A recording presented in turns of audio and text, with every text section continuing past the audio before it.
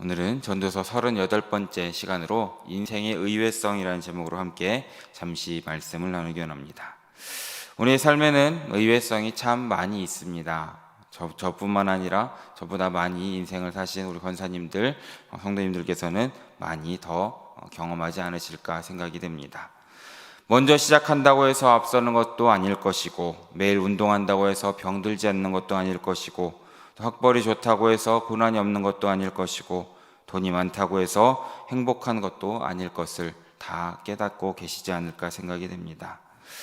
모든 것이 정상일 때는 머리가 좋고 많이 노력한 사람이 성공할 가능성이 참 높습니다. 하지만 다들 아시다시피 우리 인간의 일은 반드시 그렇게 되지는 않는 것 같습니다. 전혀 생각하지 못했던 변수 때문에 노력을 많이 했던 사람이 실패하는 것도 보게 되는 것이고, 전혀 예상하지 못했던 사람이 두각을 나타내는 것도 보게 됩니다. 나중된 자가 먼저 될 수 있는 것이 우리의 삶이고, 또 무명한 자가 유명할 수 있고, 가난하지만 많은 사람을 부유하게 할 수 있고, 아무것도 없지만 모든 것을 가진 그런 것이 우리의 삶이 될 수도 있다는 것을 우리는 늘 기억해야 되는 것입니다. 이렇게 우리의 삶에는 의외성이 참 많이 있다라는 것이죠. 전도연 이렇게 변수와 의외성이 맞는 인생을 말하면서 우리에게 또 어떤 것을 말씀하고 있는지 오늘 말씀을 통해서 함께 알아보고자 합니다. 먼저 11절의 말씀을 다시 함께 읽어보기 원합니다. 11절입니다. 내가 다시 해 아래에서 보니 빠른 경주자들이라고 선착하는 것이 아니며, 용사들이라고 전쟁에 승리하는 것이 아니며, 지혜자들이라고 음식물을 먹는 것도 아니며, 명철자들이라고 재물을 얻는 것도 아니며,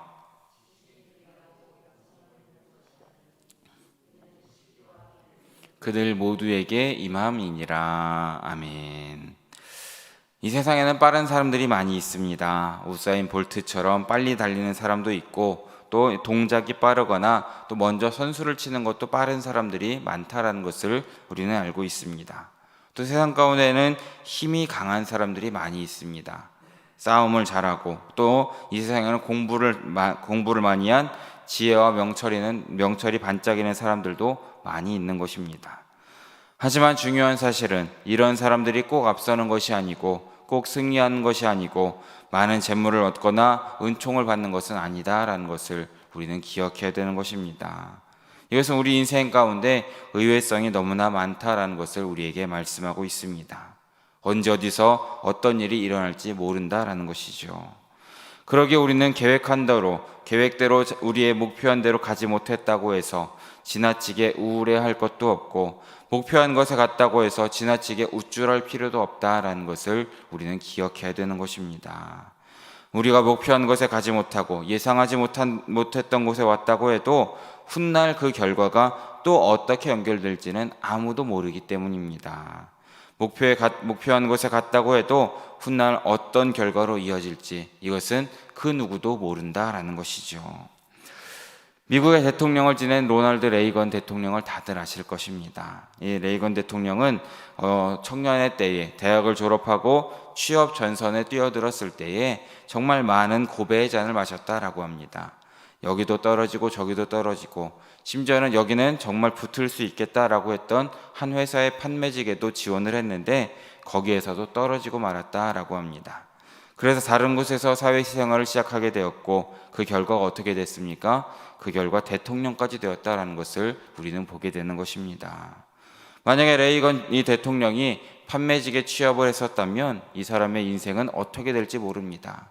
하지만 이 레이건 대통령은 이것으로 실망하거나 낙심하지 않고 계속해서 도전하고 진행했기 때문에 그 결과 대통령까지 되었다라는 것을 우리는 찾아봐야 되는 것이죠. 사랑하는 여러분, 우리의 인생은 불안하고 불확실한 것이 정답입니다. 그렇기 때문에 작은 사건 하나하나로 일희일비할 필요는 없다라는 것이죠. 우리 인생에는 정말 예상 밖의 일들이 너무나 많이 있습니다. 그것은 눈에 보이는 것이 전부가 아니다라는 것을 우리에게 가르쳐 주는 것입니다. 눈에 보이지 않는 무언가가 우리 인생에 영향을 미치고 있다라는 것입니다.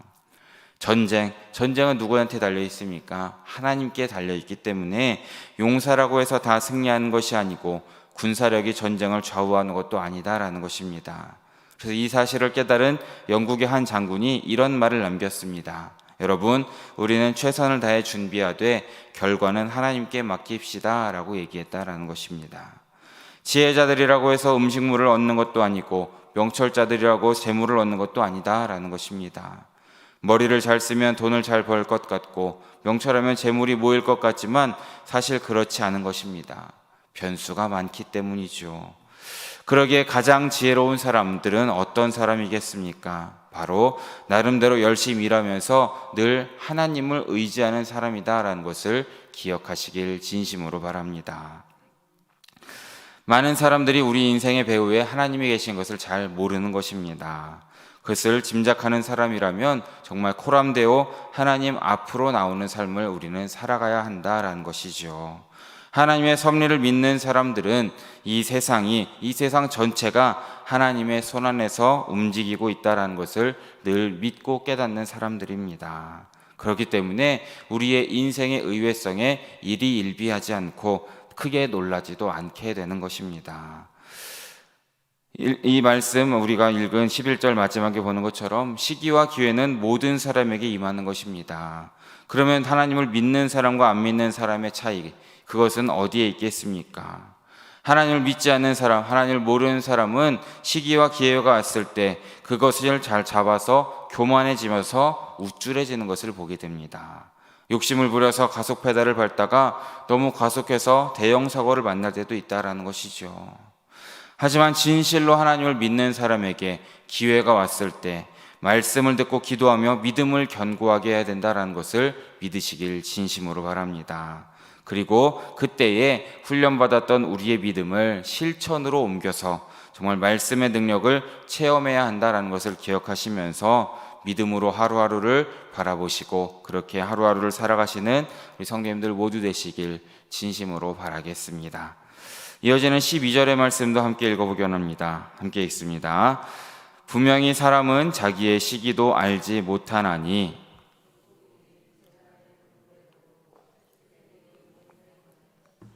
인생들도 재앙의 날이 그들에게 호련히 임하면 거기에 걸리느니라. 아멘.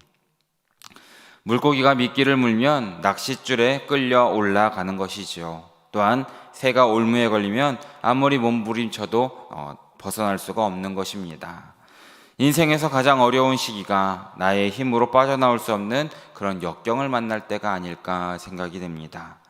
이럴 때는 아무리 몸부림을 친다고 해서 이 그물에서 빠져나오기가 참 어려운 것입니다. 그런데 이때 사람들이 어떻게 반응하느냐에 따라서 우리의 인생의 판도가 바뀔 수도 있다라는 것입니다. 자포자기도 아니고 몸부림치는 것도 아니고 믿음으로 결단하는 우리 모두 되시길 진심으로 바라겠습니다. 하나님이 우리를 단련시키시려고 어려움 가운데 집어넣었을 때 우리가 살 수 있는 방법은 우리의 욕심, 우리의 세상적인 것들, 우리의 모든 믿는 것들을, 우리의 생각들을 내려놓고 철저하게 하나님을 믿는 그 신앙으로 우리를 만들어갈 수 있어야 한다라는 것입니다. 이스라엘 백성들도 광야 생활을 40년이나 했습니다. 또한 바벨론 포로 생활도 70년을 했다라는 것을 우리는 말씀을 통해 알고 있습니다. 하나님의 고난에는 어떤 일정 기간을 보내야 마치는 때가 있다라는 것을 우리는 늘 기억해야 됩니다. 그전에는 아무리 몸부림친다고 해서 빠져나올 수가 없다라는 것이죠. 그러기에 고난이 길어질 때에, 우리에게 혹시라도 다가오는 고난이 길어질 때에는 조급하게 생각하지 마시고 장기전을 대비하시길 진심으로 바랍니다.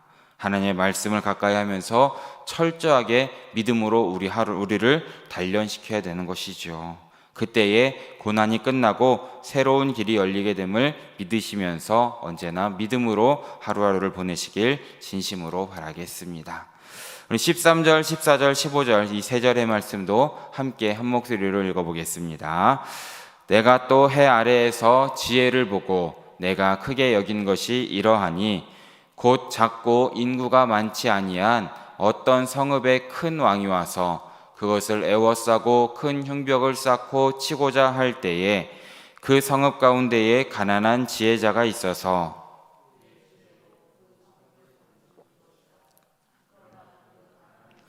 기억하는 사람이 없었도다. 아멘. 큰 일을 했습니다. 그 성읍을 구할 정도로 큰 일을 한 지혜자가 있습니다. 하지만 그 가난한 지혜자를 기억하는 사람이 없었다라고 말하는 것은 해 아래에서 일어나고 있는 일이다라는 것을 우리는 늘 기억해야 됩니다. 하지만 그렇다고 해서 세상이 알아주지 않고 사람들이 인정해주지 않는다고 해서 많은 사람을 구원할 수 있는 그 지혜의 삶을 포기해야 되겠습니까? 그래서는 안 되는 것이죠. 이렇게 사신 분이 있습니다. 다들 아시다시피 세상은 건축자들이 쓸모없다고 생각해서 버린 돌이었지만 예수 그리스도는 그렇게 하지 않으셨다라는 것을 우리는 늘 기억해야 되는 것입니다. 예수님은 사람들에게 버림받았습니다. 예수님은 사람들에게 인정받지 못했습니다. 하지만 예수 그리스도께서는 그 모든 것에 개의치 않으시고 언제나 복음을 전하시고 십자가에 달려 돌아가시기까지 우리를 구원하기 위해서 사셨고 그렇게 돌아가셨음을 우리는 늘 마음에 새겨야 된다라는 것입니다. 우리도 이런 예수님을 따라 사는 삶을 살아가시길 진심으로 바랍니다. 예수님을 따르는 사람들은 세상이 알아주지 않을지라도, 세상이 인정해주지 않을지라도 정말 보이지 않는 주님을 의지하면서 사람들을 죄에서 건지는 삶을 사는 사람들이지 않겠습니까? 참으로 도와주는 삶을 포기하지 마시길 진심으로 바랍니다. 선한 일을 하다가 낙심하지 마시고 지쳐서 넘어지지 아니할 때 정말 그때에 언젠가 하나님께서 우리의 모든 것을 들어 써주신다는 것을 믿어가는 우리 모두 되시길 진심으로 바라겠습니다. 16절의 말씀도 함께 읽어보기 원합니다. 16절입니다. 그러므로 내가 이르기를 지혜가 힘보다 나으나 가난한 자의 지혜가 멸시를 받고 그의 말들을 사람들이 듣지 아니한다 하였노라. 아멘. 세상에서는 가난한 자의 지혜가 멸시를 받을 때가 많다라는 것입니다. 사람들은 가난한 자, 없는 자의 말에 귀를 기울이지 않는 것입니다. 외모가 허름할 때 일단 무시하고 보는 것이죠. 모스크바의 한 출판사에 한 덥수룩한 사람이 들어왔습니다. 그래서 자기의 원고를 좀 책으로 내주면 좋겠습니다 라고 얘기했죠. 그때의 출판사 주인은 그 사람에게 이렇게 말합니다. 당신이 가지고 오는 원고는 얼마든지 굴러다니고 있고 출판 비용을 다 부담한다고 해도 지금은 바쁘니까 할 수 없습니다 라고 이야기했습니다. 그러자 이 덥수룩한 사람은 원고 뭉치를 다시금 품에 넣으면서 이렇게 말을 합니다. 대중이 저의 글을 기다리고 있을 텐데요 라고 얘기했습니다. 그래서 이상스러운 말에 주인이 놀래서 대체 당신의 이름이 무엇입니까? 라고 하자 내 이름은 톨스토이입니다 라고 대답을 했다는 이야기가 있습니다. 이 말에 기절할 듯이 놀라서 주인은 급히 사과를 하면서 원고를 부탁했습니다. 하지만 톨스토이는 그것을 무시한 채 그냥 발걸음을 돌려서 밖으로 나가버렸다라는 것입니다. 사랑하는 여러분, 이렇게 사람들은 외모를 봅니다.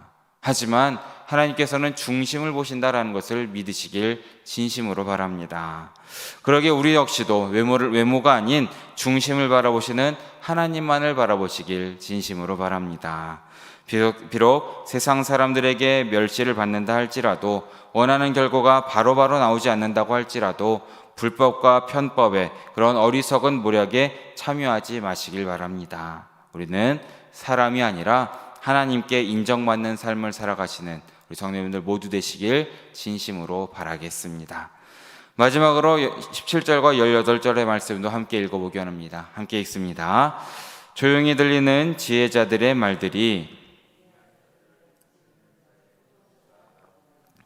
지혜가 무기보다 나으니라. 그러나 죄인 한 사람이 많은 선을 무너지게 하느니라. 아멘.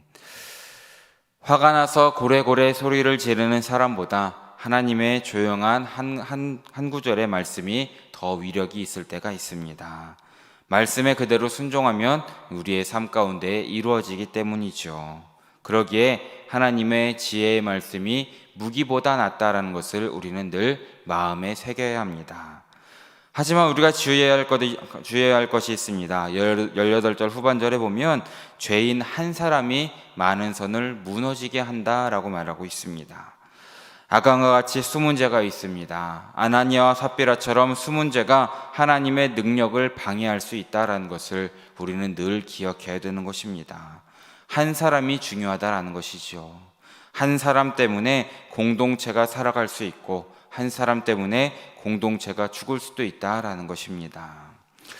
한 이야기를 들려드리겠습니다. 한 왕이 잔치를 베풀었습니다.